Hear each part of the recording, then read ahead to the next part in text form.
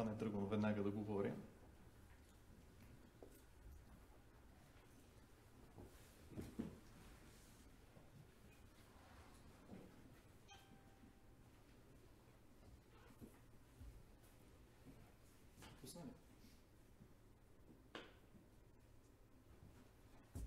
Дай ми знак, кога да почвам сега.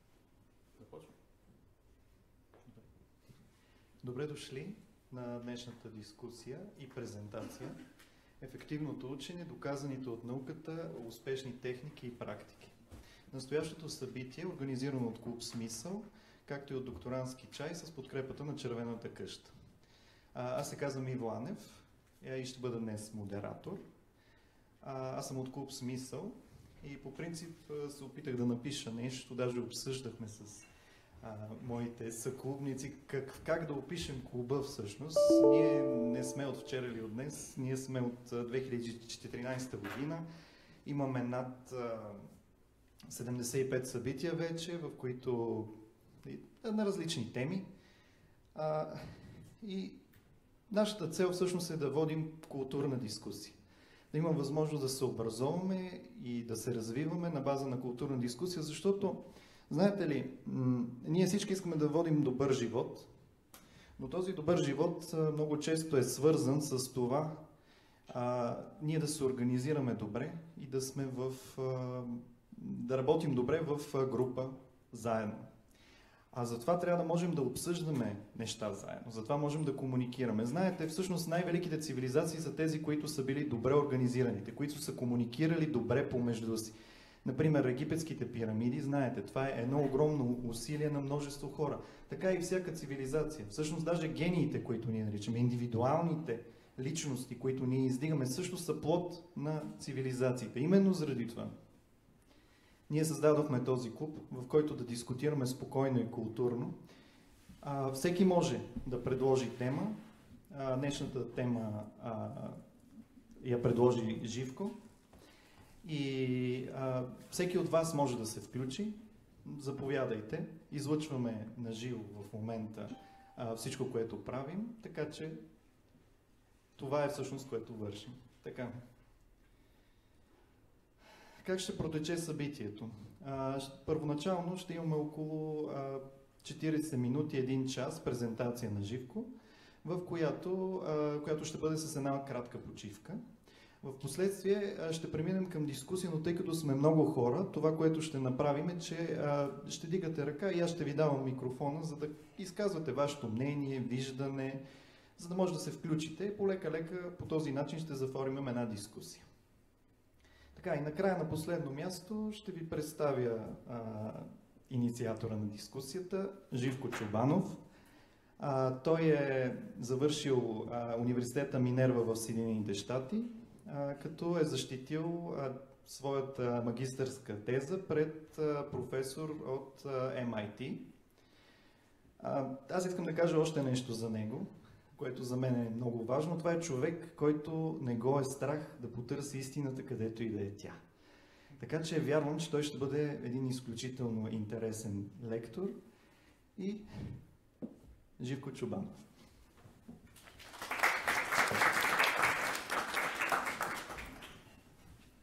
Здравейте!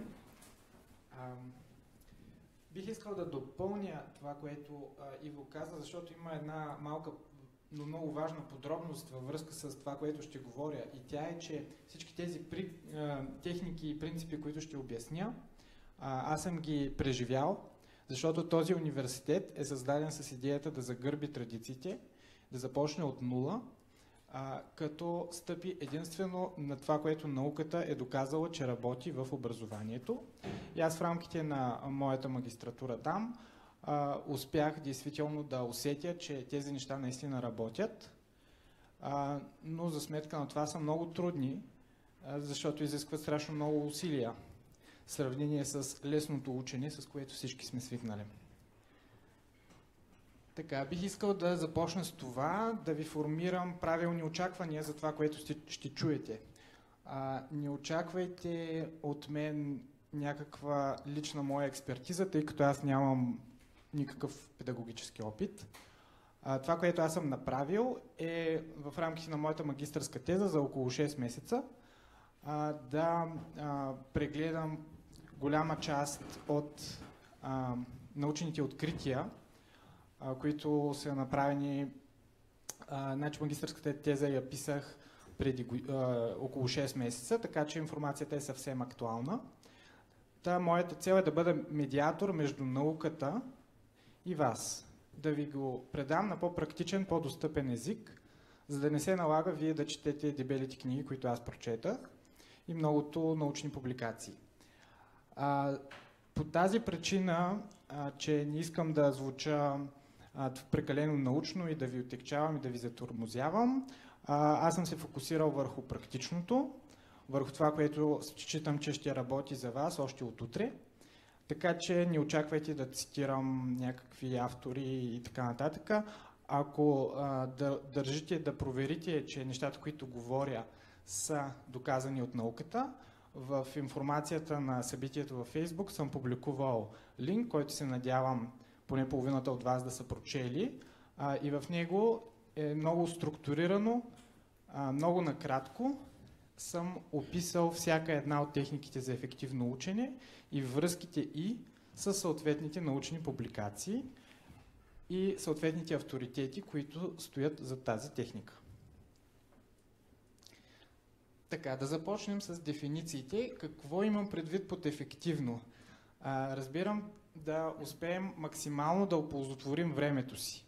Тоест, за 1 час отделено време ние да постигнем възможно най-задълбочени познания, възможно най-дълготрайни в нашата памет и да можем да прилагаме наученото в нови области, а не то да бъде оставено в статично положение във вида, в който сме го прочели и да не можем да го ползваме в последствие на практика.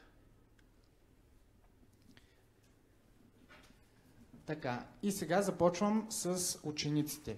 Значи, цялата ми презентация е разделена на 2 части. Първо говоря за това, което считам, че трябва да правят учениците или учащите, казано най-общо, защото това се отнася както за хората, които са още в детската градина, така и за хората, които учат през целия си живот и работата им налага да усвояват нов материал, макар вече да имат деца или внуци. Как се учи нов урок? Водещия принцип е, че трябва да се фокусираме върху трудното. Да се фокусираме върху това, което ни затруднява. Това е много важно. Какво правим преди да прочетем урок? Първо е добре бързичко да прегледаме упражненията след урок. Защо това е важно? Да се опитаме да направим упражненията преди да сме прочели урок. Защото по този начин нашият ум се подготвя за новия материал, който ще прочете. Нашият ум прави връзката с предишните знания, тъй като се опитва да направи упражненията само на база стария материал, без да знае новия.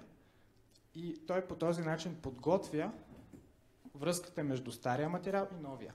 Освен това, по този начин нашият ум подсъзнателно разбира, че новия материал е важен за нас, защото вижда неговото приложение в задачите или упражненията след урока.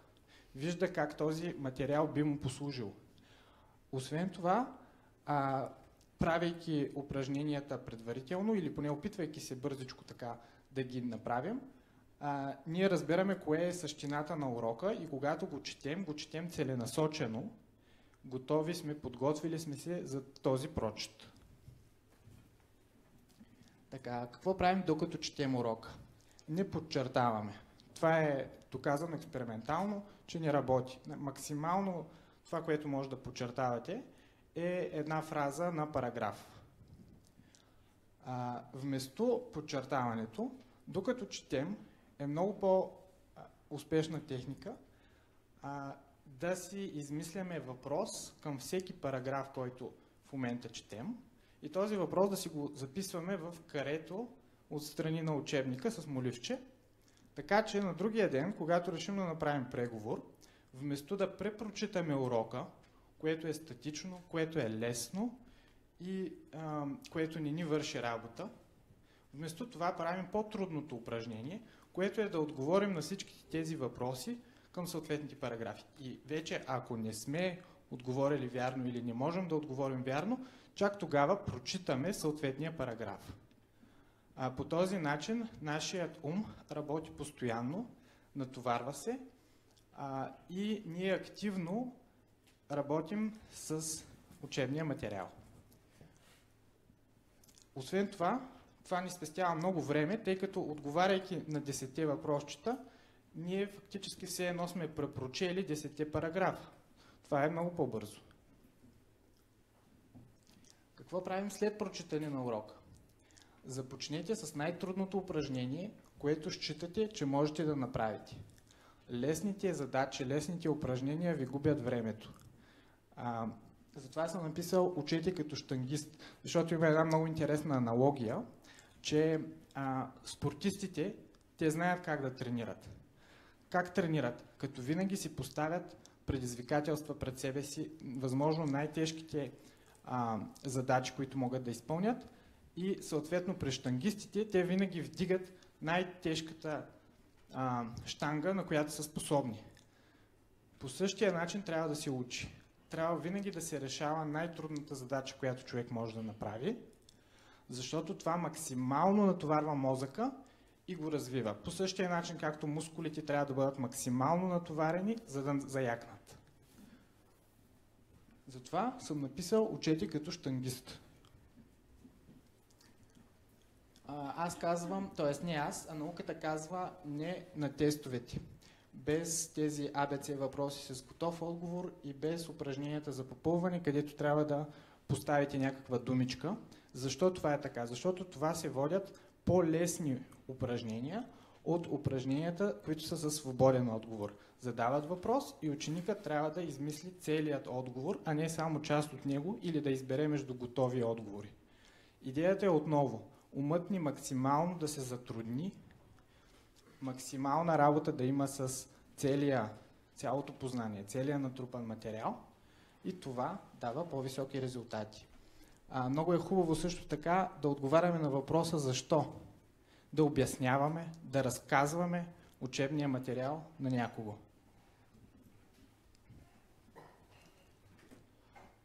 След това, как да подходим, когато имаме няколко различни вида задачи или няколко различни вида упражнения. Има два начина. Подредено и разбъркано упражняване. Подреденото, което между другото го виждате навсякъде във вашите учебници, а разбърканото го виждате на края на изпита. Подреденото се използва само в самото начало, когато материалът е напълно непознат и на вас ви е необходимо да направите първо упражнение, второ упражнение, трето упражнение, докато се ориентирате какво правите. Тоест вие повтаряте едно и също нещо, докато схванете какво повтаряте. За това е добре като първа стъпка да правите упражнения само от първи вид, до момента, в който на вас не ви стане това твърде лесно. Не почувствате онова вътрешно усещане, че аз това нещо вече започнах да го разбирам. Като усетите, че вече сте започнали да го разбирате, тогава няма нужда да продължавате, вече ви е лесно, вече не ви е трудно, спирате, преминавате към втория вид упражнения, повтаряте процедурата. И накрая, когато и двата са ви относително лесни, тогава решавате разбъркано. Тук има един ключов момент. Какво имам предвид под разбъркано? Вие не трябва да знаете кое упражнение от коя тема идва. Съответно, може да разбъркате 10 вида упражнения, 20-30 от всички предни теми, които сте учили, като идеята е да се постигне това, което на английски се казва conditionalized knowledge, на български би го превел като условно познание или познание, което е свързано с контекста, в който то се прилага. Тоест, много е важно учащите да знаят кога въпросното познание е приложимо и кога не е приложимо и да могат в главата си бързо да избират измежду всичките 40 урока, които са научили, кой урок ще им свърши работа за тази задача. Когато вие им кажете решете втора задача от 14 урок, те вече са подготвени, че трябва да използват материала от 14 урок, за да решат втора задача. Обаче, ако им кажете, решете тази задача, те нямат никаква идея дали 14 ще се ползва или 47 урок. И това имам предвид под разбъркано. Не трябва да има никаква идея следващата задача от коя тема идва. За да може учениците да се тренират, да сами да разпознават кога да прилагат определено познание. Много е добре ученика да има пред себе си примерно решение, за да може в момента, в който се затруднява и не може да продължи нататъка, не да отива да чака една седмица, за да дойде часа и да пита учителката, още веднага да има някакво учебно пособие, което да му покаже как да продължи стъпка напред. И тук подчертавам стъпка напред, не да погледне цялото решение и да го препише, а само стъпчетата, където се затруднява. Съответно, тук съм написал, че е много хубаво учебно пособие е тетрадката на отличника, но тя трябва да се ползва точно по този начин. Човек прави сам всичко, което може, в момента, в който се затрудни, само за фрагмента, с който се затруднява, само за него поглежда в тетрадката на отличника. Също е много хубаво учителите да предлагат примерни есета. Есе, което биха оценили за тройка, есе, което биха оценили за петица или за шестица. Защо това е важно? За да може ученика да добие усет за това какво трябва да бъде качеството на неговата работа. Аз от личния си опит това съм го забелязал, че в такива по-творчески дисциплини е много трудно човек да разбере какво точно иска преподавателя от него. И преподавателя много рядко предоставя примери. Ето това го бих оценил за 3, това бих го оценил за 6. За да може ученика с пример да му стане ясно.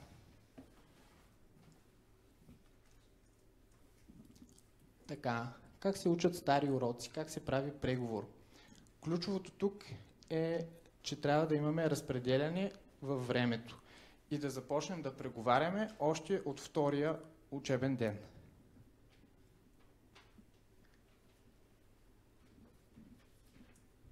Добре, чрез разпределянето във времето ние успяваме да учим ефективно, тъй като за същото количество време, което иначе бихме отделили в сесията или точно преди изпита, за същото това количество време, ако беше разпределено във времето за целия учебен период, то тогава познанията, които бихме придобили, щяха да бъдат много по-трайни, много по-ясни и задълбочени за същото време. Затова казвам, че вдига ефективността и една друга техника. Един урок не бива да се учи за един ден. В момента практиката е, учим урока и го имаме за следващата седмица. Кажем за сряда го имаме. И ние във вторник си научаваме урока, защото го имаме за сряда. Вместо това, ние трябва да научим горе-долу 1/3 от урока, т.е. когато го прочетем веднъж, обикновено да кажем, че запомняме около 1/3 от урока. След което на следващата седмица отново се упражняваме върху него. Ни го препрочитаме, отговаряме на въпроси, работим с този материал и вече повдигаме това от 1/3 на 2/3. И съответно вече третата седмица урока е научен. Но това става плавно, не става за един ден. Тук мога да направя паралел с ученето преди изпит. Както не се учи в последния момент преди изпита, така и не се учи в конкретния ден, за който ви е новия урок.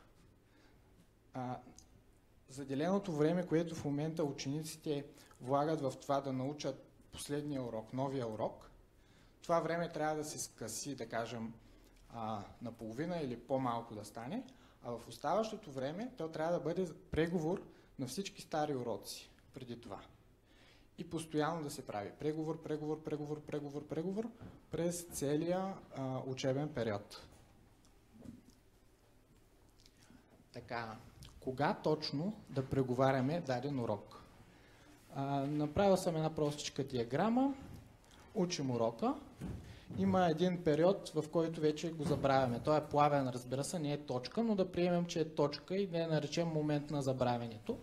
И след това имаме някаква дата, когато ще ни изпитат на този материал. Така, какво се случва, ако направим преговор на материала ето тук, във времето? Т.е. преди да сме го забравили. Това не е ефективно, тъй като ние все още не сме забравили материала и въртим на празни обороти в момента. Тоест, ние работим с краткотрайната памет, ние повтаряме това, което вече знаем и не вършим никаква работа. На нас ни е лесно. Щом ни е лесно, значи това е индикатор, че не правим нищо ефективно. Когато обаче го научим, го преговорим точно в момента, в който сме го забравили, това е идеално, защото ние се затрудняваме максимално и в същото време, сега ще ви покажа какво ще се случи, ако го преговорим, да кажем 2-3 седмици след като сме го забравили. Тогава ние губим времето от момента на забравяне до момента на преговор. Защо го губим? Защото ако го бяхме преговорили тук, ние щяхме да го забравим за втори път, ето тук да кажем, щяхме да направим още един преговор. Обаче, понеже тук нищо не правим, а първият ни преговор се явява тук, това е вече съвсем близо до изпита и ние нямаме време за втори преговор. Какво имам предвид нямаме време за втори преговор? Ние имаме време, може и 20 пъти да го преговорим тук. Имам предвид, че нямаме време да забравим материала за втори път. Ученето става чрез първо забравяне и второ преговаряне. Колкото повече пъти извъртите този цикъл на забравяне и преговаряне, толкова по-добре и по-дълготрайно запомняте материала. Ако преговаряте нещо, което знаете, аз ви казах, въртите на празни обороти, а в обратния случай губите шанса да забравите материала още няколко пъти, за да можете да го преговорите още няколко пъти в точния момент. И тук има един важен детайл, че, да кажем, част от уроците са много преплетени, т.е. самата тематика е такава, че ти за да разбереш първата част от тематиката ти е нужна втората, за да разбереш третата ти е нужна първата и втората взети заедно и така нататък, има много връзки между тях. И тези връзки позволяват, когато преговорите само първата част, това да ви подсеща, съзнателно или не, за втората и третата част. И тях няма нужда толкова време да ги преговаряте, защото преговаряйки първата част, вие подсъзнателно преговаряте втората и третата. Това е установено експериментално. Но ако материала включва, да кажем, 3 отделни теми, които нямат почти нищо общо помежду си, тогава трябва да преговорите всяка една от темите по-отделно. Няма как да разчитате, че преговаряйки първата тема, това ще ви припомни нещо и от втората.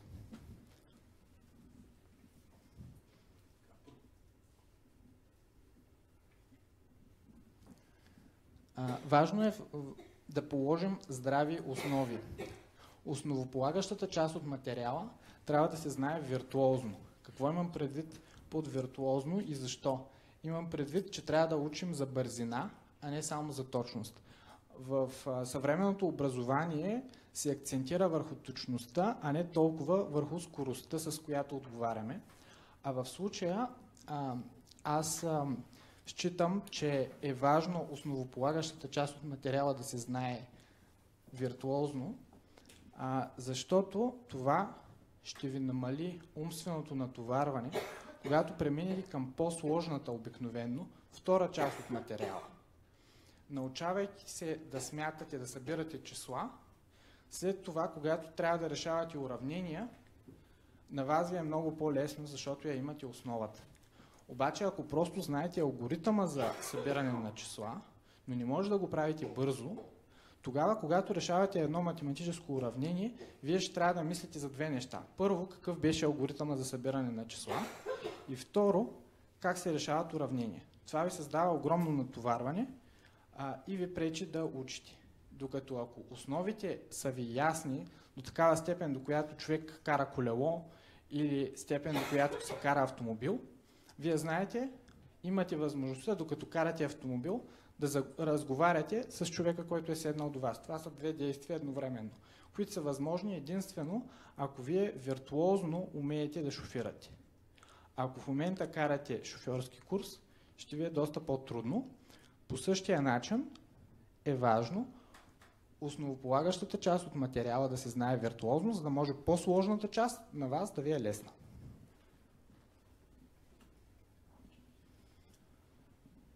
Учете малка част от новия материал.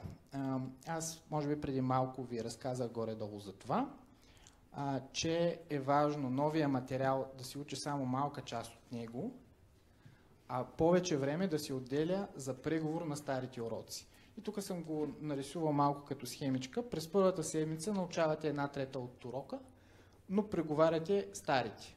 През втората седмица пак преговаряте урока и вече знаете горе-долу 2/3 от него и на третата седмица, хоп, вече сте го научили. Да кажем, това е само примерно, но моделът, по който работят нещата, е този. Така, и сега една много интересна техника. Това всъщност са две техники, които се комбинират. Първата е на флаш картите, а втората е тази с кутиите, която се нарича система на Лейтнер. Първо ще обясня какво представляват флаш картите за тези от вас, които не са запознати. Това са едни хартиени листчета, на които от едната страна на листа записвате, да кажем, въпроса, от другата страна записвате ключови думи от отговора. От едната страна записвате дата, от другата страна записвате историческо събитие, което се е случило на тази дата, или някаква дума на чужд език и нейното значение. И гледате си въпроса от едната страна, мъчите се да отговорите, поглеждате дали вярно сте отговорили. Ако е вярно, го отделяте в едно тесте. Ако е грешно, го отделяте в другото тесте. Така. И при класическия вариант с флаш карти, тестето с грешните отговори го минавате втори път. От него пак се образуват две тестета, верни и грешни отговори, и така минавате винаги тестетата с грешните отговори, докато те не станат 0. Вече, когато приложим системата на Лейтнер, още при първото образуване на две тестета с верни и грешни отговори, тестето, което е с грешните отговори, попада в кутия 1. Ето тук виждате с червено, то попада в кутия 1. Тестето, което е с верните отговори, по зелената стрелка, отива в кутия номер 2. Какво обозначават тези кутии? Кутия номер 1 се преговаря всеки ден, да речем. Ако си определите този период да ви е най-честия период за преговор. Кутия номер 2 се преговаря през ден. Кутия номер 3, да речем, че определите да се преговаря през 4 дни. Кутия номер 4 всяка седмица, кутия номер 5 всеки месец. И какво се случва? Когато отговорите вярно на дадена карта, тя се преговаря през 2 дни. Още един път, като и отговорите вярно, през 4 дни. После всяка седмица и накрая картите, които вече 5 пъти сте им отговорили, сте ги познали, сте отговорили вярно на тях няма нужда да ги преговаряте често, те се преговарят веднъж месечно. Като тези периоди, ден, 4 дни, седмица, месец, ги казвам съвсем условно. Това, което, ако искате да ги определите с по-голяма точност, трябва сами за себе си да експериментирате, защото за всеки човек е индивидуално, за да оцелите кога е вашия момент на забравяне. Идеята е да преговаряте всяка дума, всяка флаш карта в момента, когато я забравяте. Този инструмент с кутиите всъщност ви улеснява, организира ви работата, така че да можете по-лесно да следите кога според вас се очаква дадена карта да бъде забравена и да я преговорите точно тогава. Понеже това е малко заплетено, разбрахте ли ме какво имам предвид? Добре. Радвам се, продължаваме. Още някои по-дребнички неща. Значи, трябва малко човек да си промени гледната точка. Не е вярно, че ако просто препрочетете нещо, вие сте го научили по този начин.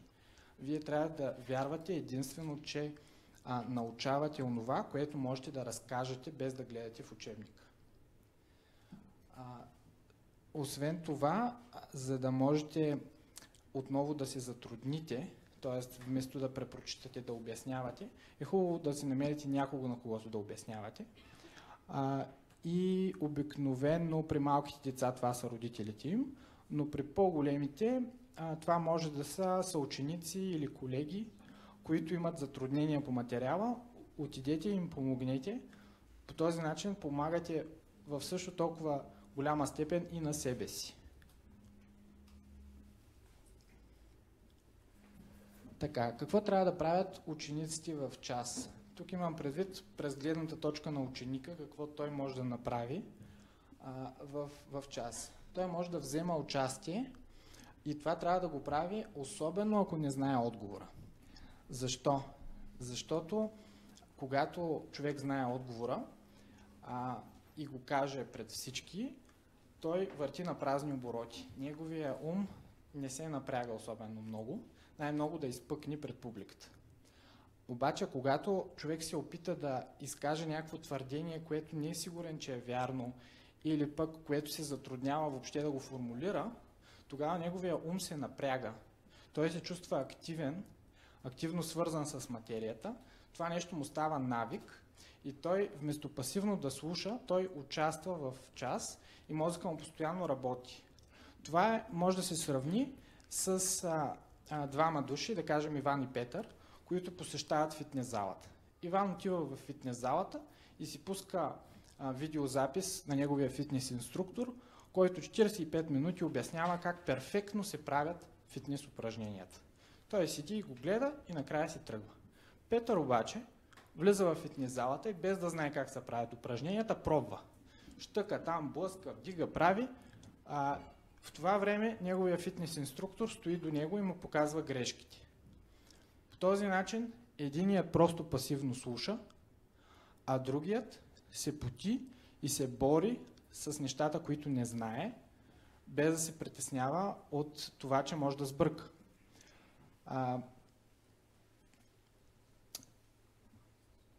Също нещо подобно на това е, докато учителката, както се случва често в българското образование, докато учителката изпитва някой друг, всички останали слушат, което е отново пасивна дейност. Много по-добре е останалите или да работят нещо съвсем отделно, да си упражняват самостоятелно, или да се опитват поне да отговарят те самите на въпросите, които преподавателя поставя към конкретния ученик. Така, няколко неща как да се подготвяме за изпит. Най-важното е разпределянето във времето, защото така се печели време. От една страна се печели време, защото е не знам какво стана. От една страна се печели време, защото е по-ефективно и съответно научавате повече в по-голяма дълбочина материала. От друга страна се печели време, защото ако едни 10 часа вие ги разпределите в 10 различни дни и поставите следното условие. Аз ще работя поне 1 час на ден, обаче ако така съм в добро настроение, може да работя и час и половина, ако така се увлека малко в ученето.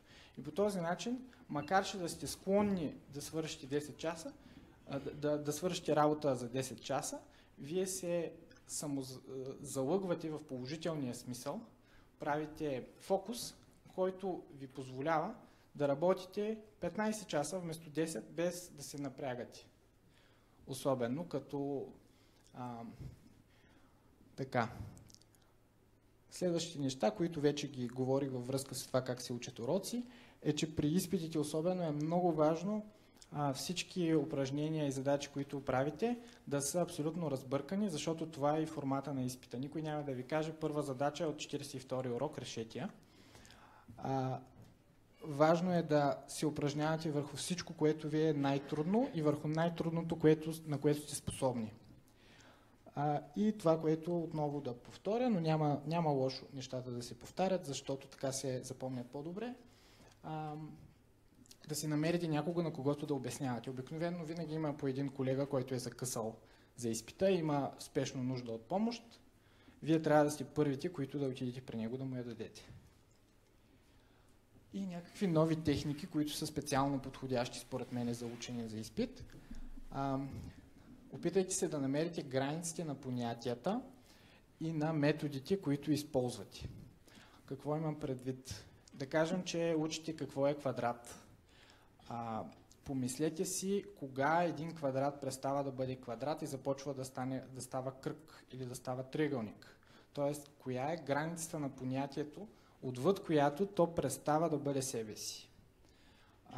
Това ще ви позволи да различавате дефиницията на понятието в една по-сложна задача, в една по-сложна конструкция и в един по-заплетен казус, който, предполагам, ще получите на изпита, защото обикновено в българското образование, в часовете, поне по мое наблюдение, в часовете се решават по-леснички задачи, а на изпита изведнъж дават една, която е едно ниво по-трудна. Поне в моята гимназия беше така. Освен това, може да ползвате мемотехники за запомняне на някаква много концентрирана информация. Например, това са години на исторически събития, това са думи на чужд език, това може да са формули или някакви числа, да речем, които са важни. Тези мемотехники са малко дългички за обяснение, мисля, че няма да имаме време, може да ги потърсите в интернет.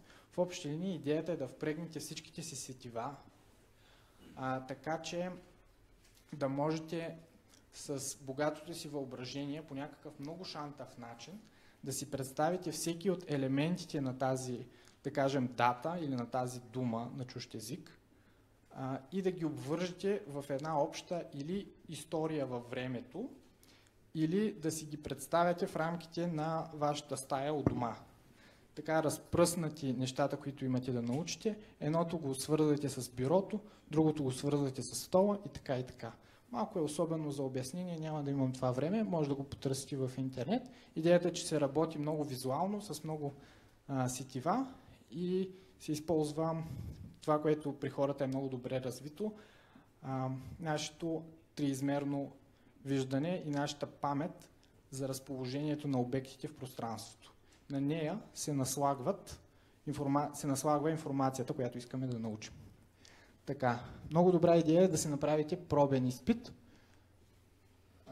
и съответно, ако не можете да си поставите самооценка на него, може да потърсите помощта на преподавател или на някой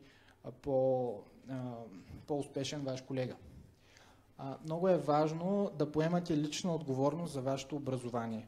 Ако се оставите на системата, на качеството на учителя, с който разполагате, то не винаги е на достатъчно добро ниво. Затова много по-добрата стратегия е вие да поемете лична отговорност, при което вие вече ще разполагате с двама учители.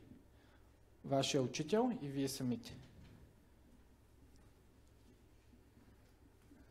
Така, и сега може да направим една пауза, преди да минем към втората част, която се отнася за учителите. Искам всеки един от вас индивидуално да си помисли какво до този момент му се е сторило най-интересно, да се опита да си припомни всичко, което съм казал, за да направим един преговор. Аз казах, че преговорите са много важни. И след това ще ви дам знак, за да можете помежду си с хората, с които се познавате и са седнали до вас, да разкажете с няколко изречения кое ви е направило най-силно впечатление или да споделите ваша история, която е свързана с това, което казах. Но първо индивидуално помислете.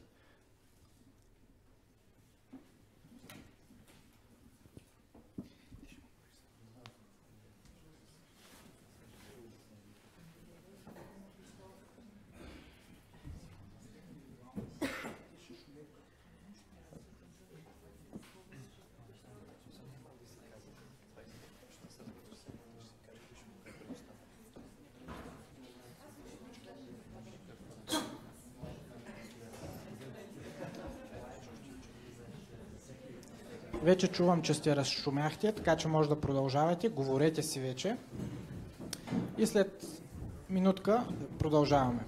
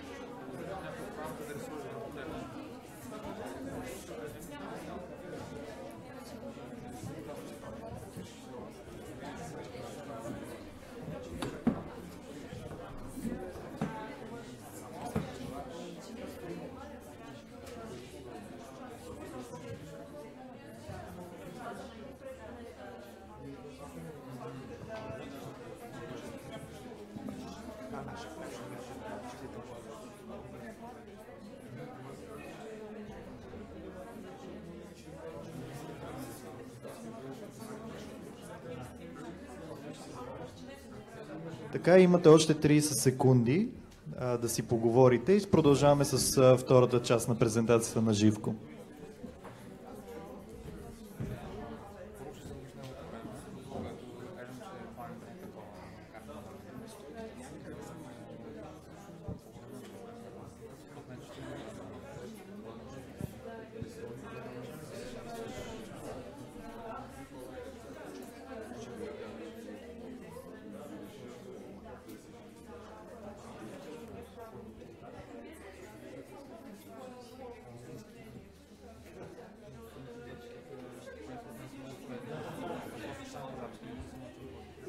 Така, готови ли сте да започнем с втората част? Втората част е за учителите. Тя е малко по-кратичка, надявам се. Така, първите няколко неща, които искам да кажа, са свързани с предварителната подготовка на учителите. Още преди началото на учебната година много е важно да се изберат учебни пособия, които следват принципите за ефективно учене или най-малкото са качествени, защото учебникът, по който тече учебния материал, е ключов за това каква част от него ще бъде разбрана от учениците или студентите. Следващото нещо е ученикът учител, което ще обясня на следващия слайд.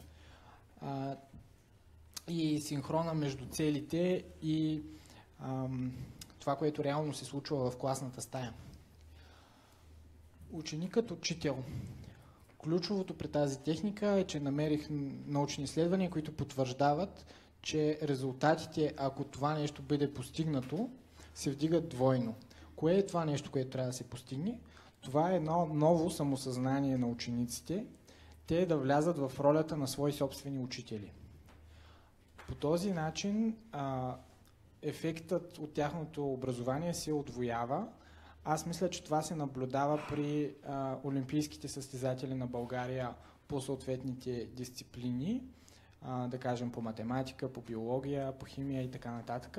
Те са хора с цел, с самосъзнание, че те се борят и влагат всичко от себе си, за да могат да победят в състезанието и съответно в още по-голяма дълбочина да разберат материала.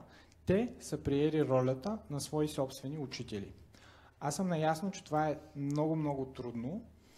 Трудно е за възрастните. Те обикновено се записват на курс по чужди езици, когато искат да научат чужд език, вместо сами да седнат да си го научат. Трудно е в още по-голяма степен и за децата, но това е целта. Това е посоката, в която трябва да се върви. Колкото и малка част от отговорността към образователния процес бъде прехвърлена от учителя към ученика, това е в полза на ученика. Един пример. Ако учениците разбират защо учат тази учебна дисциплина, как конкретно тя ще им помогне в живота, ето ви нещо, което се е прехвърлило от познанията в главата на учителя към учениците. Те поне, ако не друго, те поне знаят защо учат. Вие трябва да се, учителите в тази зала трябва да се стремят в максимална степен да възпитат по един учител във всеки един от техните ученици, за да могат да повишат техните резултати двойно. Как може да стане това? Учителят трябва да опознае същността на всеки негов ученик. Неговите планове, неговите мечти, живота, който води, нещата, които обича, нещата, които не обича. За да може познанието, с което разполага учителя, какво е то? Как учебната дисциплина се прилага в реалния свят? Какво хората печелят от тази учебна дисциплина? С какво тя е полезна? Тези неща, опознавайки конкретния ученик, учителят трябва да може да му ги предаде с точните думи и с точните послания, които да свършат работа въз основа на мечтите и предпочитанията на конкретния ученик. Затова, разбира се, е нужно да се заделя учебно време. Може би част от него ще бъде свързано с индивидуални разговори с всеки, за да се установи, примерно, кой каква професия иска да направи или къде иска да се специализира. И въз основа на това да се помогне на учениците да осъзнаят колко полезно за в бъдеще би им било сега да учат по тази дисциплина. Ако не можете да разберете как да обясните защо ученето на тази дисциплина е полезно, най-вероятно то е безполезно и няма смисъл въобще да им го преподавате. Най-вероятно всичко се случва както не трябва да се случва, но надявам се в повечето случаи това, което учениците учат, е полезно за тях, но те не знаят защо. Ролята на учителя е да им обясни защо и това е само първата стъпка. Оттам нататък ученика трябва да може да си поставя собствени образователни цели. Тоест, искам да си науча да решавам системи, линейни уравнения. Да си направи план как да го постигне. Всеки ден ще решавам по 10 задачи от сборника, примерно.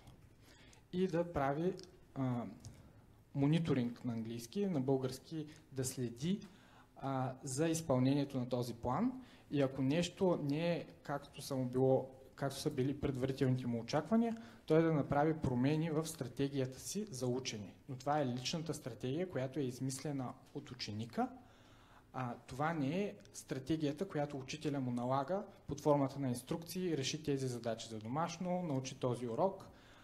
Ученика трябва да е инициатор на нещата и да знае защо те се случват. Пак казвам, това е много трудно, но колкото и малко да напреднете в тази посока, това е по-добре за учениците. Учителят трябва да влезе в ролята на ментор, а ученикът да е в ролята на учител. По този начин се постига ефекта, който аз наричам безплатни частни уроци за всеки ученик 24 часа в денонощието. Следващото важно нещо, свързано с общата подготовка, още преди началото на първия учебен ден, това е да има синхрон между поставените образователни цели, между оценяването, между начина на обучение и обратната връзка към учениците. Това включва и в себе си учениците да са наясно какви са им образователните цели, каква е методиката за оценяване, начина на обучение и обратната връзка и защо тези неща са такива. За да могат те да разбират какво правят. Когато един човек знае какво прави, знае защо го прави, той е мотивиран да го прави. Поне в малко по-голяма степен, отколкото ако не знае какво прави, просто следва машинално някакви инструкции. Това повишава мотивацията.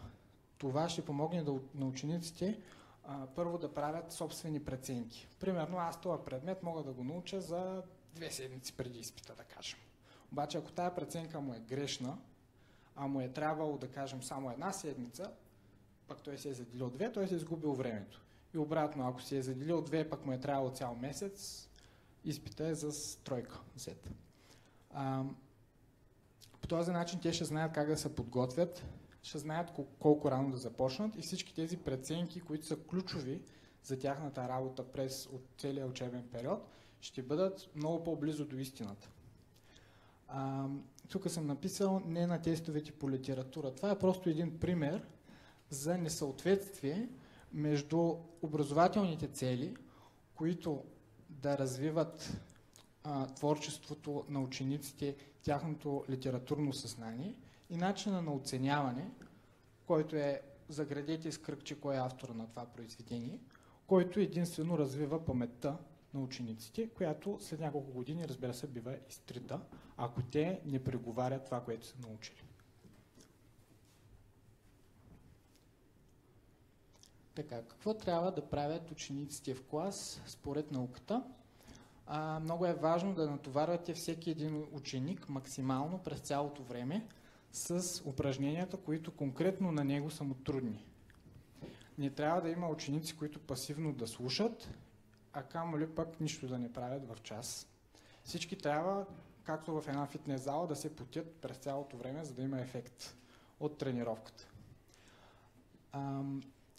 Много добре би било, ако учениците влязат в ролята на учени, на изследователи, експериментатори и бидейки образовани как работи науката, те следват същите тези принципи на работа на науката, изготвят свои собствени хипотези и се опитват да ги отхвърлят.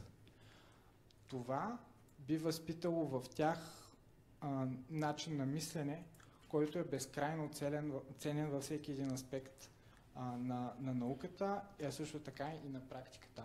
Критическото мислене в учениците, единият начин това да се постигне, според мен е точно с вживяването в ролята на учен, изследовател. И последното нещо, което съм написал, да давате контрастни примери. Какво не е обектът? Когато учите за даден термин, дадено понятие, давайте примери с това какво излиза извън рамките на това понятие. Давайте нещо, което е противоположно на това понятие. Отидете някъде надалеч в смисъла на това понятие, за да може то да бъде схванато в целия му контекст, а не просто в рамките на неговата дефиниция. Модела на обърнатата класна стая. Това е нещо изключително ключово, което дава огромен резултат. В моя университет Минерва работихме точно по този модел. При него всичко е наопаки. Урокът се учи вкъщи, а домашните се пишат в час. Учениците предварително си прочитат урока или още по-добре гледат видеозапис, който учителя преди това е направил с телефона си. Гледат го този видеозапис, правят си пауза, когато искат да си починат, връщат обратно назад, преглеждат, гледат няколко пъти онази част от видеозаписа, която не са разбрали правилно. И по този начин го няма проблемът с това, че за 40 минути един ученик съвсем естествено ще се измори, както и предполагам част от вас по време на тази лекция, ще се измори и ще се разсея и ще изпусне част от това, което учителят говори. Това е абсолютно нормално, но начинът то да се преодолее е не като на учениците им се казва концентрирай се, концентрирай се, концентрирай се. Начинът е, когато се запише лекцията на видео, както тази лекция в момента се записва, и вие можете вкъщи да се върнете към моментите, в които сте били разсеяни в тази зала и да ги видите отново. След това, отивайки подготвени в час, там учениците работят по практически казуси и прилагат наученото заедно с техните колеги или съученици. Работят по групи или работят индивидуално. Учителят приема ролята на организатор на дейността на учениците, а не ролята на лектор или ролята на изпитващ. Учителят задава въпроси, учениците се опитват да отговорят на тях, а не учителят да изнася лекция.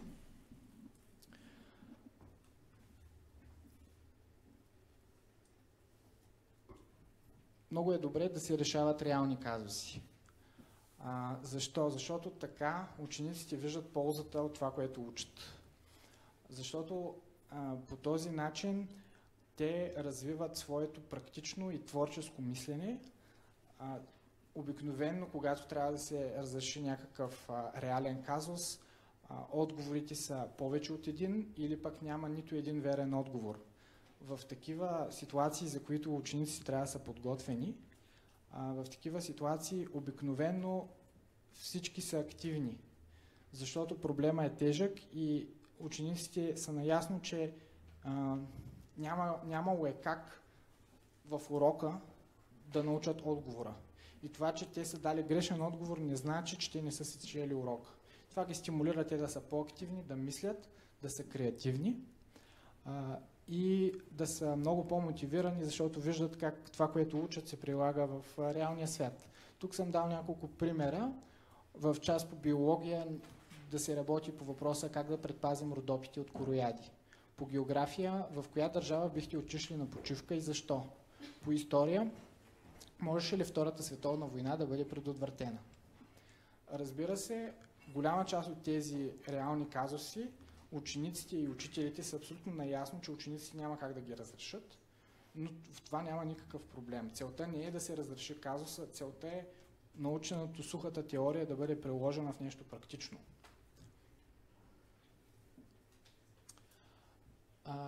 Една друга хубава техника е да се използват шантави въображаеми примери. Когато учениците са наясно, че примерът е въображаем, това няма никакъв проблем да е така, няма никакъв проблем, че всичко е измислено, стига да се спазва същността на учебния материал. Ето, например, какво би станало от биологична гледна точка, ако съществуваха великани? Как би се изменила човешката популация? Колко храна би било нужна за тези великани? И така нататък. Какви части на Земята биха обитавали те? Или пък, как щяха да изглеждат хората, ако можеха да фотосинтезират? Карайки учениците да си представят фотосинтезиращ човек, би ги провокирало да се замислят за същността на фотосинтезата. Може ли тя да бъде съвместена с животинския начин на хранене? Означава ли тя, че хората ще станат зелени? Или могат да бъдат и червени, като водораслите, примерно, които фотосинтезират, а са с червен цвят? И всякакви други въпроси. По този начин учениците научават фотосинтезата през един много една много пъстра гледна точка, която, бидейки такава пъстра, помага на техния ум да я запомни по-добре. Умът ни запомня онова, което е изключително, което е шантаво, което е необичайно, а не традиционното и повтарящото се. Затова е много важно да се използват такива въображаеми примери. Така, и последно ще говоря как би трябвало да се провеждат изпити. Контролните, аз правя разлика между изпити и контролно. Контролното е нещо, което има много малка тежест. Контролните те трябва да бъдат почти всеки час, като тяхната цел не трябва да бъде оценка, а тяхната цел трябва да бъде да определят кой ученик какво и колко домашно ще има за следващия час. Ако този ученик на контролното е сбъркал първа задача, той трябва да реши 5 или 10 задачи, които са подобни на първа. Останалите ученици имат съвсем различно домашно спрямо грешките, които те са направили. По този начин всеки ученик работи по това, което на него му е най-трудно и не си губи времето с решаване на лесни задачи. Какво трябва да се случва след изпита? Има два варианта. Единият е след изпита да има поправка на изпита, при който ученика има шанс да научи това, което е изпуснал да научи. Другия вариант е да има пробен изпит, в който без оценка, един месец по-рано ученикът добива ясна представа за това какво не знае и върху какво трябва да наблегне в подготовката си за изпит. Друга полезна техника е свързана с това, че обикновено, когато учениците получат рецензия и оценка, те поглеждат каква е оценката и само хвърлят бегал поглед върху рецензията. Тя не им прави особено впечатление, а всъщност тя е важната. Важната за постигане на ефективно учене е рецензията, оценката няма почти никакво значение. Затова една много по-добра стратегия е преди ученикът да има възможността да си види оценката, той трябва да напише отговор на рецензията, която му е дал учителя. В този отговор, разбира се, трябва да обясни какви стъпки смята да предприеме, за да поправи грешките си, да не ги допуска отново. Какво трябва да включва рецензията? Тя не бива да включва оценка на личността на ученик. Нещо типа на браво, ти си отличен ученик. Защото по този начин ние възпитаваме в учениците самосъзнание, че те имат фиксирани таланти, които не се променят във времето. Един е отличник, друг е двойкаджия, един е добър по математика, друг е добър по литература. И те добиват идеята, че аз съм добър по математика, това значи, че няма нужда да работя по литература, да кажем, защото аз там не съм добър, колкото и да уча, промяна няма да има. Това е грешен модел на мислене. Правилният модел на мислене е модела на растежа, при който колкото повече усилия определен ученик полага върху дадена дисциплина, толкова по-добър става той в нея. И този модел отхвърля поставяне на оценки на цялата личност на ученика. Тоест един е отличник, един е добър по математика и така нататък и така нататък. Този е добър по математика, защото решава 2 пъти повече задачи от онзи, който не е добър по математика. И трябва да се фокусираме върху това, да казваме на учениците: браво, ти свърши страшно много работа, а не браво, ти си отличник. Какво трябва да включва рецензията? Тя трябва да включва връзка с целите. Вие вече, ако сте спазвали това, което говорих преди малко, вие знаете какви са целите на всеки един конкретен ученик и в рецензията трябва да му напишете, че ако той направи така и така, той ще се доближи до своите цели. Въпросните грешки, които е допуснал, показват, че той не върви в правилната посока спрямо неговите цели. Трябва да включва ясни инструкции. Да кажем, решете еди колко си задачи от еди коя си тема. Направете еди какво си, за да можете да наваксате това, което сте пропуснали. На отличниците, които имат перфектна писмена работа, също трябва да се пише рецензия, в която да се обясни какви стъпки да предприемат, за да станат още по-добри. Рецензията е хубаво да е малко по-дълга за учениците, които им е по-трудно, които се затрудняват по тази учебна дисциплина, защото те имат нужда от по-дълга рецензия, за да могат да я разберат по-ясно. Тази рецензия може да включва повече примери, повече обяснения, такива неща. Учителите трябва да бъдат наставници на своите ученици, а не машини за изчисляване на оценка. Това е грешно, това е грешно, това е грешно. Оценка 4. Това не води до подобряване на знанията на учениците. Така, и приключваме с презентационната част. Ще направим около 5 минути почивка, след което продължаваме с една дълга и задълбочена дискусия с всички вас, която ще имате възможност да задавате въпроси към мен, да изказвате личните си мнения и, разбира се, да критикувате всичко това, което казах до момента. Сигурен съм, че има много несъгласни с мен.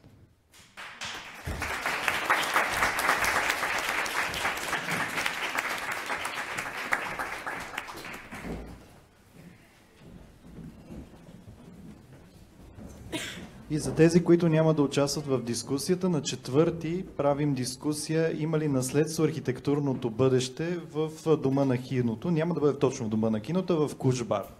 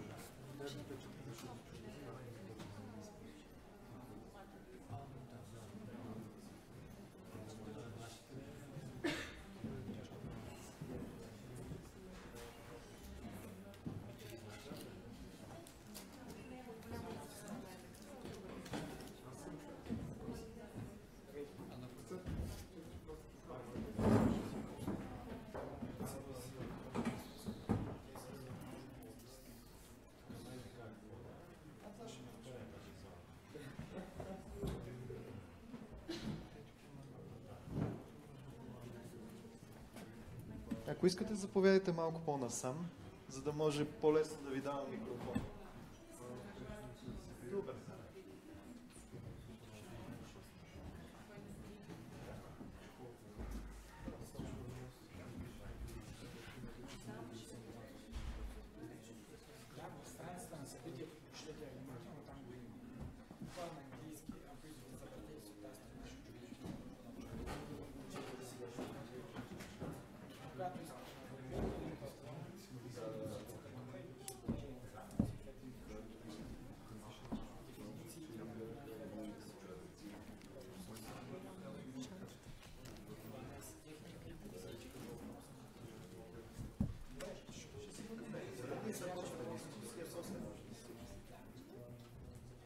Ами предлагам ви да започнем с дискусията.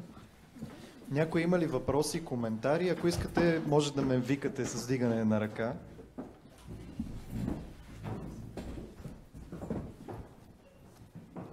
Ето, аз ви казах, че трябваше по-наблизо за да дойдете.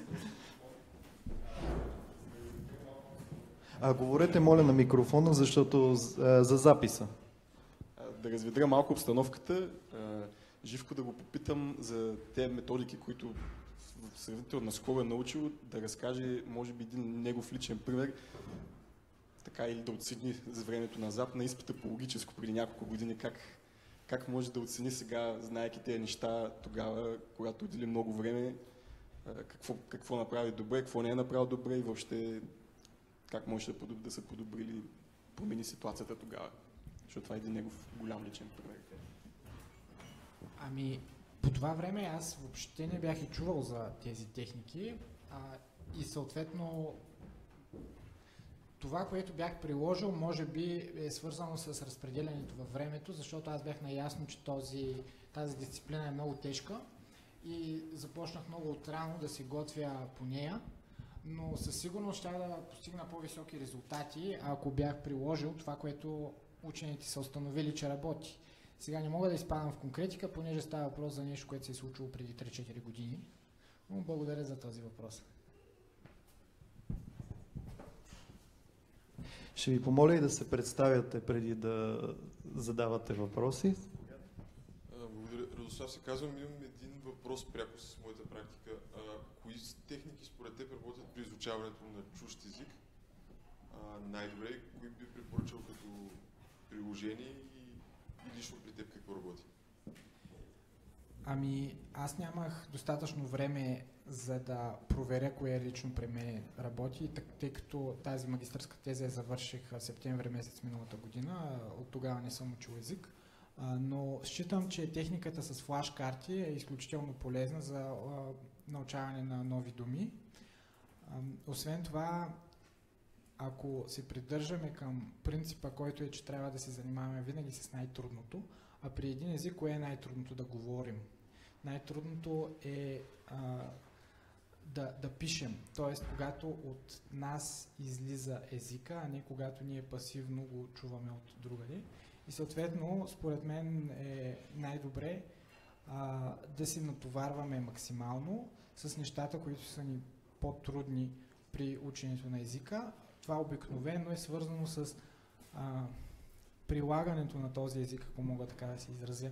Тоест, вие реално да го използвате. Затова е много ефективно да отидете в съответната държава и да говорите с хората там, защото на вас ви е страшно трудно тогава и вие в практическата ситуация нямате учебника, за да отгърнете на задната страница да видите какъв е отговора на това, което ви интересува, или помагалото, в което на другата страница е написана граматическото правило, което ви вълнува и така нататък. Вие сте оставени сами срещу реалния свят.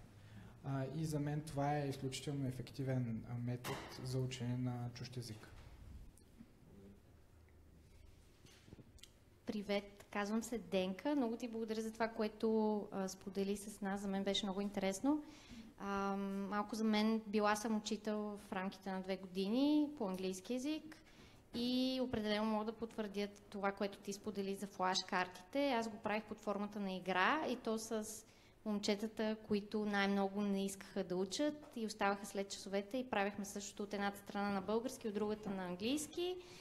Сгъвахме ги, кой каквото си изтегли, трябваше, независимо от коя страна го изтегли, да каже превода. Беше им супер интересно, дори просто аз седях отстрани и правих си моята работа, докато те много се забавляваха. За мен, аз всъщност, извинявай, може би пропуснах, ти каква специалност си завършил?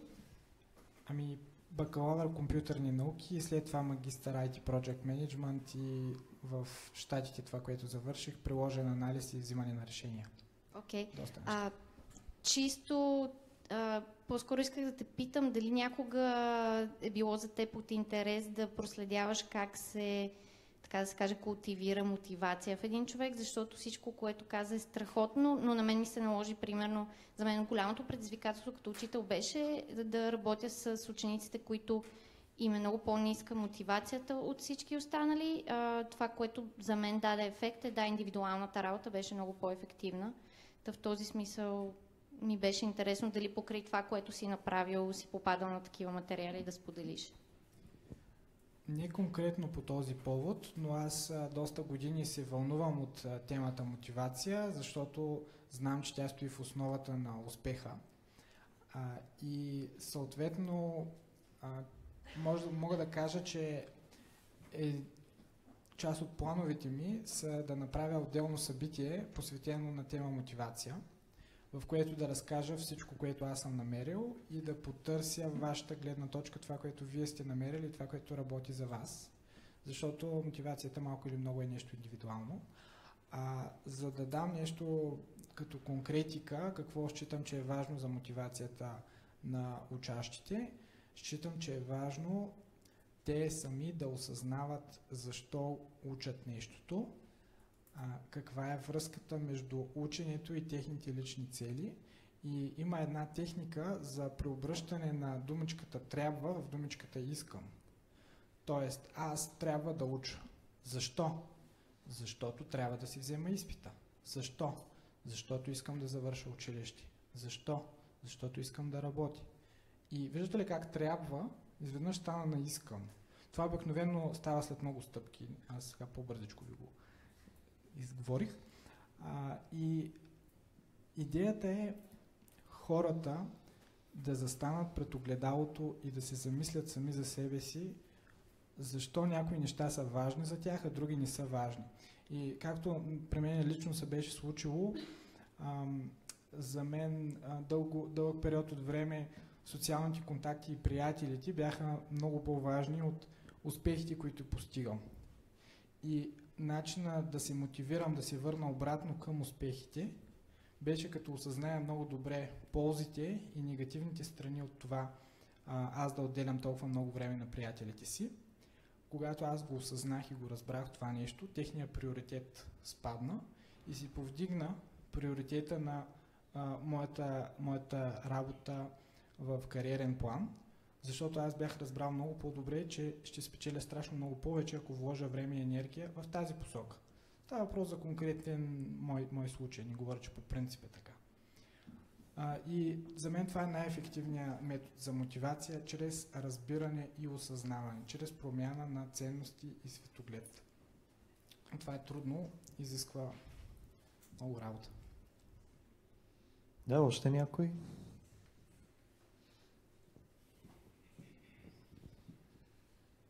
Здравейте, аз съм Георги, на 22 години, софтуерен инженер съм и в същото време съм и студент. Исках да питам, говорихте доста за различни техники и методики, но не се каза много за качеството на отделеното време. В такъв смисъл, какво се случва, когато не можем да се концентрираме по някаква причина, изникват различни мисли, емоции и така нататък. Какви са някои от техниките, които ти лично ползваш в това отношение, да успокоиш ума си и да се концентрираш върху работата, която вършиш в момента? Благодаря. Конкретно за вълнения и притеснения и такива работи, също така за стрес, помага дишането. Става въпрос за едно бавно и плавно дишане, независимо с какъв ритъм. Важното е да е бавно и плавно. И когато дишате няколко минути по този начин, умът ви се успокоява и вие сте по-концентрирани. Това е простичката техника. Но техниката, която работи в така малко по-дългосрочен план и която е свързана по-скоро с една ежедневна разсеяност, която не е свързана с конкретното ви настроение и вълнение в момента, винаги си я има. Това нещо аз го преодолявам отново по подобен начин, както и с мотивацията. Щом човек е разсеян, значи той върши нещо, което не счита, че му е важно, че не счита, че му е приоритет. Той не е мотивиран да го върши. Щом мисли за нещо друго, значи приоритетът на другото нещо е много по-висок. Това може да бъде по-ирационална причина, обикновенно, и той трябва да застане пред себе си и в прав текст да си изясни и да си каже какви са тия причини, които ме карат, примерно, да си гледам Фейсбука и това да ми е много по-важно и интересно, колкото да си върша работата. И това е един задълбочен и откровен разговор със себе си, да разберете, да кажем, какво ви дава Фейсбук, от какво имате нужда и да замените Фейсбук с нещо, което е по-малко разсейващо, но ви дава същите ползи, от които вие имате нужда. Така, други въпроси?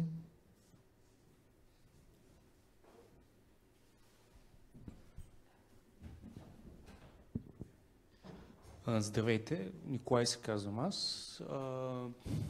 По-скоро съм учащ или по-скоро професията ми налага постоянно да научавам нови неща. На колегата, който пита как да се фокусира, мога да му препоръчам да се заинтересува от някакви форми на медитация, тъй като там основно екстра. Нали, там се набляга на дишане и изчистване на съзнанието и така нататък. Аз имам два въпроса. Единия е, понеже следях внимателно цялата лекция, но никъде не се спомена за, или поне не се наблегна за различните начини, по които хората приемат информация, или по-точно самите канали на приемане на информация. Тоест, примерно, когато четем, това е визуалния канал, а докато слушаме слуховия канал и така нататък.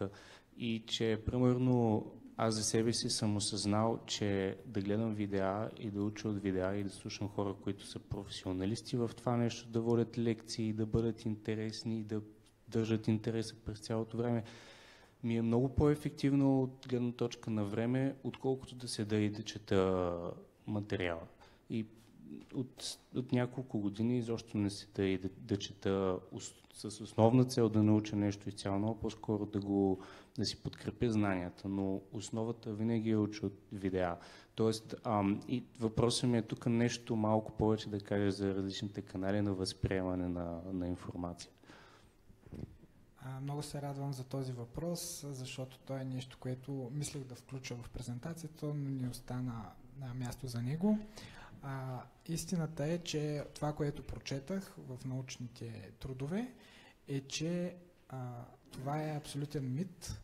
Няма различни стилове на учене, при които определени хора, да кажем, учат чрез слушане, други хора учат чрез писане, трети чрез гледане и така нататък. Това нещо е мит. Науката е доказала, че то не е вярно, но има истина в това, което вие казвате. Тя просто е по други причини. Тя не е защото вашия личен канал за учение е чрез видео. Тя е защото за конкретна материя, примерно за математика, не се учи чрез слушане, за математика се учи с решаване на задачи. Език, обратно, може да го научите само като гледате Cartoon Network. И съответно към конкретен вид материал и за конкретен урок е по-подходящ различен канал за информация. Освен това, хората имат техни лични претенции, претенции не е хубава дума, тяхни лични предпочитания, да кажем, когато един човек си спази предпочитанията да гледа видео вместо да чете, защото му е неприятно да чете, той се чувства него му е по-интересно, той е по-мотивиран да чуе това, което му се казва и по тези причини всъщност този модел работи за него.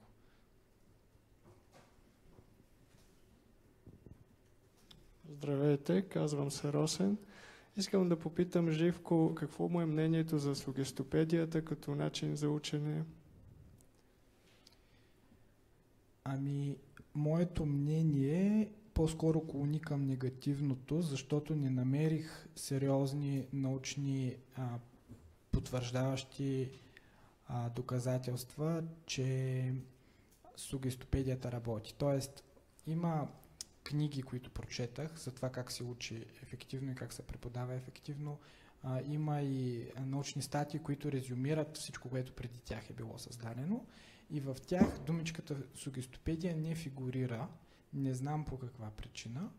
Не намерих изследвания, които да са доказали, че тя не работи, но аз я считам в момента за нещо под въпрос.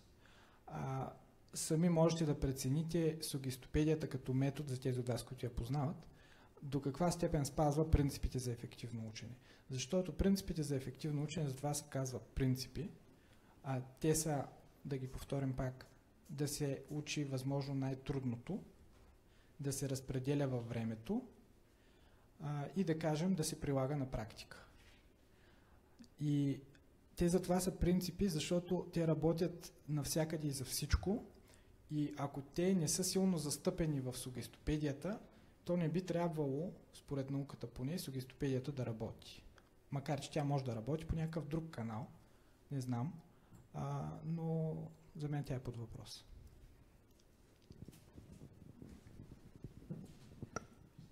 И аз ще ви попитам едно нещо. То до някъде е свързано пак с това, с сугестопедията. Има и нещо друго, което, нали, забелязах напоследък. Аз работя като учителка от 1 година, което забелязах като тенденция. По-точно, то не е тенденция, то е пак някаква такава научна теория явно. Сигурно сте чувал за този дифузен мод на учене. Не съм, ако може да разясните. Всъщност, то го видях за първи път това нещо в един курс онлайн, в Coursera, където, доста е известен курс, доста е посещаем такъв. Казва се Learning How to Learn. Изкарал съм го, да. Да, тя там би трябвало да си го спомням, но не си го спомням. Тя там говори за два вида, то как е на български, мода на учене, вида, режими. Начин на учене, режими. Едното е diffuse, т.е. дифузен или по-хлабав, да го кажем, а другото е концентриран, което забравих точно термина, който използва тя, но то е това, дето вие говорите, да ти е много трудно в тези моменти, когато просто да ти е като предизвикателство в този момент, самото учене, самата задача. И тя казва, че и двата мода режими са нужни, като поне все пак ние сме машини, сме човешки същества, имаме си граници и физически, психически, емоционални и така нататък.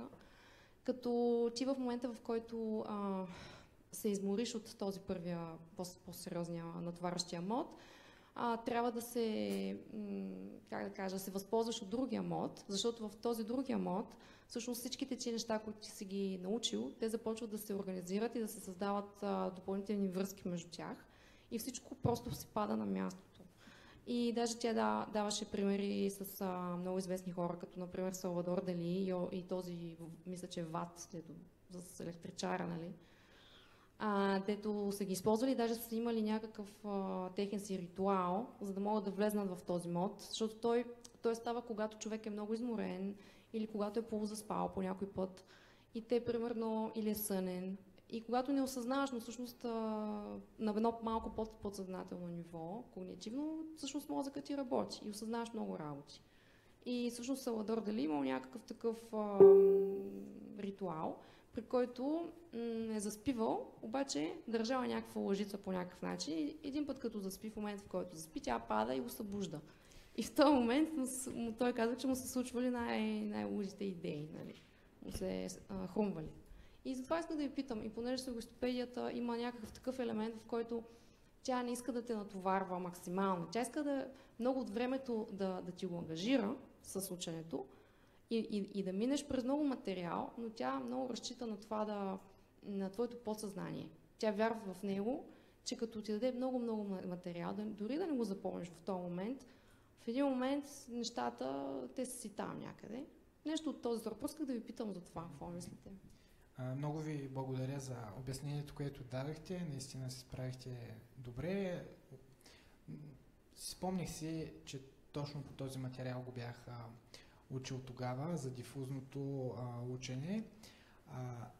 Да, съгласен съм с това. И да, по тази линия сугестопедията получава точка. Въпросът е да откриете всички линии, чрез които да докажете, чрез принципите за ефективно учене, че всяка една от дейностите, които препоръчва сугестопедията, са съобразени с начина, по който работи човешкия мозък, който е всъщност това, което преподавам днес. Наистина има два режима за учене, такъв концентриран и дифузен, да ги наречем. И връзката с това, което аз казвам, при концентрирания метод, знаете какво се случва, решаваме най-трудното за нас. А при дифузния, това са почивките, за които говорих, при които трябва да достигне до момента на забравянето. И като забравим материала, да го преговорим. След това чакаме пак да го забравим. Затова ви казах и вие малко се разшумяхте тогава, защото не очаквахте да ви го кажа, че за да учите е важно да забравяте.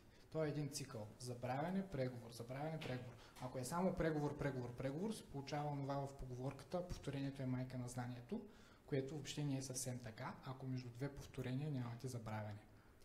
И това забравяне всъщност е дифузния метод на учене, то неговия неврофизиологичен смисъл, без да съм специалист, доколкото аз го разбирам, е мозъка да може да си свърши работата в подсъзнанието и да нагласи новата информация спрямо старата, всичко да си дойде по местата и след определен период от време вие го забравяте. И когато го преговорите наново, то вече си е по местата в главата и работите с дълготрайната памет, вече не с краткотрайната.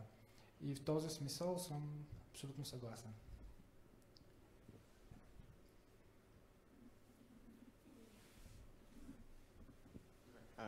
Аз този път ще се представя, Иван, за втори въпрос. Конкретно за лекцията споменава в последните точки за учителя и ученика и за менторството, но може би не даде фокус или поне аз не разбрах в тези методологии и принципи отдава ли са важност на това, ти го спомена сам мимолетно май, учениците наистина колко е важно да могат да преподават един на друг, т.е. да се обясняват и това е ли съществена част от методологията или нещо, което просто като упражнение е добре да се прави с цел научаването на материала?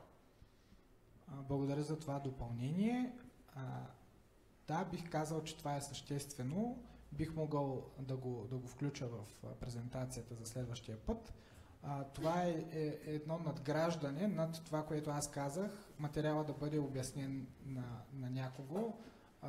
Даже да дам един по-интересен пример. Има една техника за програмиране, при която човек си купува едно патенце, жълто патенце, слага си го и така до монитора и преди да започне да пише кода, всеки път той трябва да обясни на патенцето какво смята да напише. И по този начин, минавайки му веднъж през съзнанието, още докато го обяснява, той си вижда логическите грешки и не ги допуска. И така се спестява много време и много грешки, които иначе ще ги открие месеци по-късно. Тоест,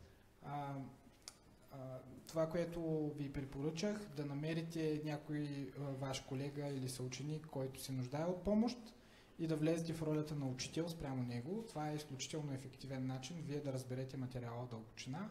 Аз съм го пробвал, за мен работи изключително добре, знам и, че за много други хора също работи.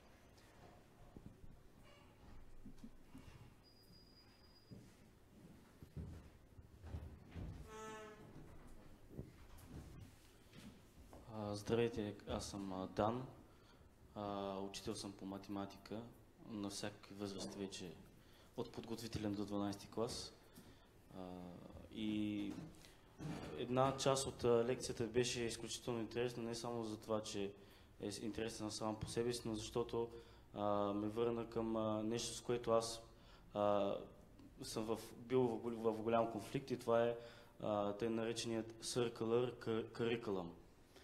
Това беше във връзка с вашето изказване, че ние трябва да намалим времето за учене на нов урок и обема на знанията, което е в центъра на философията на цикличното учене.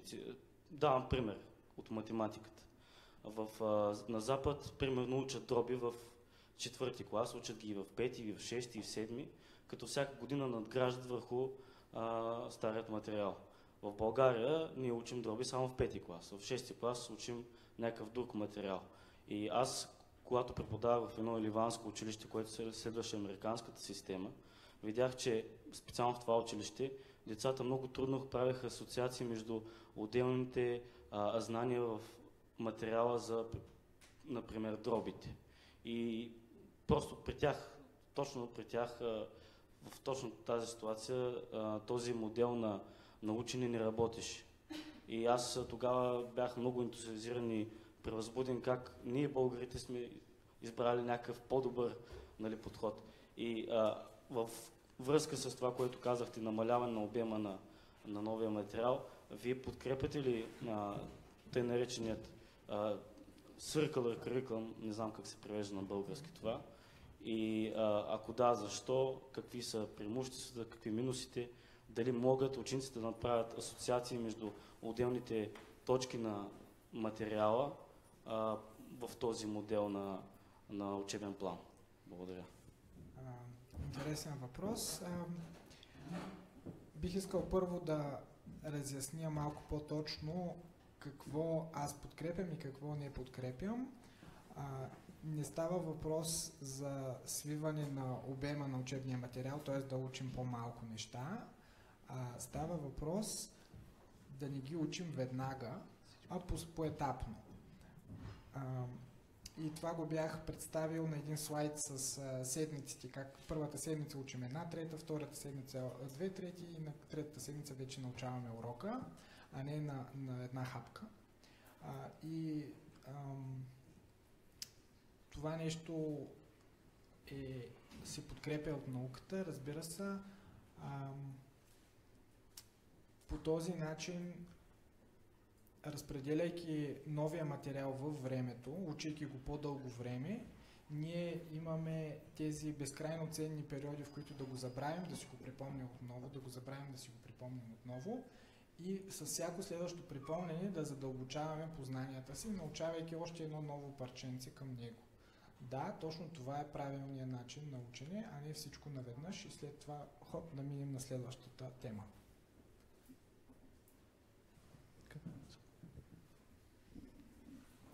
Още един въпрос, нехромно искам да го задам. Как разбирате, че един проблем е прекалено труден за решаване в текущия момент? В такъв смисъл, да, например, от личен опит. Когато започнах да програмирам, се сблъсквах с сравнително трудни задачи, примерно последните от дадена тема, които винаги са най-трудни в общия случай. И ми отнемаха доста време да ги разреша, да търся решение, да мисля върху тях и така нататък. И просто искам да питам как разбирате, че една задача в дадения момент е прекалено голяма инвестиция на време. И кога трябва да продължим напред, да се върнем след това на нея, може би. И дали това е добра практика като цяло? Преценката е свързана с това дали може да направите крачка напред, без да отделите страшно много време за тази крачка напред. Ако тази крачка напред ви коства половин час, по-добре през този половин час направете крачка назад, разрешете няколко по-лесни проблема, но една идея по-лесна, не от най-лесните. Разрешете по-лесните проблеми и те ще ви подскажат, ще ви се изясни в главата малко, как бихте могли да подходите към по-трудния.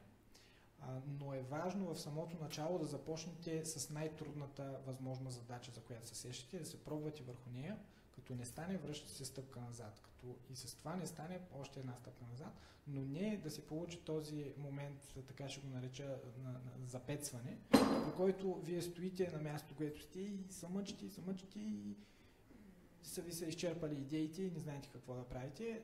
Това не работи, като си усетите, че не можете да продължите напред, или се връщате към по-лесна задача, или следвате това, което препоръчах, да имате под ръка тетрадката на отличника и да видите той как подхожда в този случай. И тук бих искал и аз да се включа, да ви разкажа за моите бъдещи планове за следващи събития, подобни на това. Едното е да направим една същинска, т.е. още по-разгърната дискусия, свързана с българското образование и проблемите в него. Другата ми идея е да направя едно събитие, свързано с ефективно водене на записки с мозъчни карти и гласово писане. Това ще е малко свързано и с новите технологии в образованието, тъй като аз в моя личен опит последните 4-5 години всичко, което съм научил, си го складирам и го организирам в моята мозъчна карта, която е тук на този компютър. Съответно сега, ако някой от вас ми зададе въпрос по някакъв детайл на нещото, аз мога да достигна през мозъчната карта до конкретната научна статия и моите записки по нея. и да ви дам абсолютно конкретен отговор, макар аз в момента да не помня почти нищо от научните статии, които четах преди 6 месеца. Ще говорим и за новите възможности за това да пишем с глас, а не с клавиатура, не с химикалка. И мога да направя събитие свързано с мотивацията и такова, което ми е по специалността в университета Минерва в Щатите, свързано с вземането на решения. Вие сте добре дошли на всички събития на Клуб Смисъл. Останалите също са много интересни. Следете страницата и да продължим дискусията. Просто исках да се включа. Аз ще продължа само с един въпрос, който е от чата и то е: според вас мнемониката ефективна ли е? И ако да, трябва ли да се преподава базова мнемоника с цел да се обучат децата, как да се учат по начин, по който да им е по-лесно и по-приятно? Страхотен въпрос. В един от слайдовете споменавах мнемониката, точно свързано с това как да се подготвяме за изпит, защото тя е изключително ефективен метод да научим силно синтезирана информация. Става въпрос за конкретни термини, думи, дати на исторически събития, някакви числа, някакви формули, които се изписват на един ред или на половин ред, обаче се запомнят много трудно. И в такъв случай, само конкретно за тях е добре да се използват мемотехники, но в останалите случаи, когато се изисква разбиране на материала, прилагане в нови ситуации, нещо отвъд запомнението на конкретните числа и конкретните формули, тогава мнемотехниките не вършат работа, защото, както подсказа самото име, мемо идва от memory, от памет. Тоест, те са техники за запаметяване, не за научаване. И трябва да се ползват по предназначение, когато искаме да запаметим нещо, което е трудно за запаметяване. Нещата, които са свързани са преплетени едно с друго, като комплексност, като много характеристики. Примерно, когато изучаваме растенията по биология, те нямат нужда от мемотехники, за тях е по-важно да ги разбираме растенията, как функционират, какви са им съставните елементи и така нататък. А иначе, аз както казах, мемотехниките на мен е малко трудно да ги обясня, защото не съм се задълбочавал в тях по време на магистратурата си. Даже съм присъствал на такава лекция, госпожа Анастасия Димитрова я води, посветена изцяло върху мемотехниките и тя се справя далеч по-добре от мен в това да ги обясни. Така, предлагам ви още един въпрос и вече да преминем към по-неформална форма на обсъждане. Да.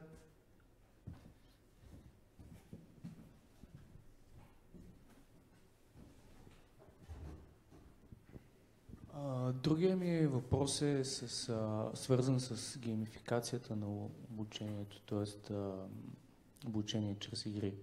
В смисъл, тук го показа под формата на флаш-картите, но искаше ми се малко повече да поговорим за това, защото всеки е играл игри под една или друга форма и то е по някакъв начин обгръщане на детското в нас и всеки обича да го прави и през този филтър да минава и обучението. Със сигурност е метод за мотивация и за повдигане на интереса.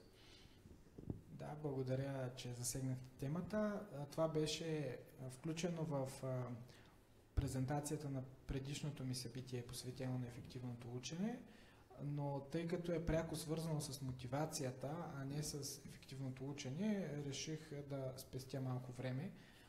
Но да, геймификацията е страхотен метод за мотивация на учениците и въобще на хората. Просто геймификацията докосва финни струни на нашето подсъзнание, в които ги има не само при децата, има и ги при възрастните. Фейсбук също много финно ги докосва с тези лайкове и с всичките други нотификации, които получаваме. Фейсбук е една много добре геймифицирана система. Ако сте чували за този сайт за учене на езици Duolingo, на него се учи безплатно и той е за мен най-добрият пример за геймификация, също и за ефективно учене, защото част от алгоритмите, чрез които работи Duolingo, са съобразени с научната теория за улавяне на точно този момент на забравяне на думата, за който говорих. И това с метода на Лейтниер, флашкартите и кутиите, което ви го обяснявах, е едно много физическо, простичко приближение на сложната функция, която учените са намерили, свързана с забравянето, и тя е до голяма степен индивидуална. И от Duolingo са успели да комбинират трудността на думата плюс вашите индивидуални характеристики, т.е. колко бързо забравяте думи, конкретно вие, плюс тази техника на Лейтнер за разширяване на тези периоди на думите, които знаете, всички заедно в един общ алгоритъм и изключително точно предсказват кога ще забравите думите. По това има направени научни експерименти, които потвърждават, че това е най-точният метод за предсказване. И редица други принципи, свързани с геймификацията, мотивацията на хората, са приложени в Duolingo и в Facebook. Можете да ги наблюдавате. Геймификацията, най-общо казано, е превръщане на дейност, която не е игра, в игра, като се поставя някаква цел, слагат се някакви точки, прави се някаква класация на участниците и ако ти напредваш, ти си дават някакви бонуси, получаваш значки и в този случай е много добре учителите малко да почнат да играят игрички, да видят там как се прави и този модел да се опитат някакси да го адаптират в час. Защото наистина това мотивира. Заповядай.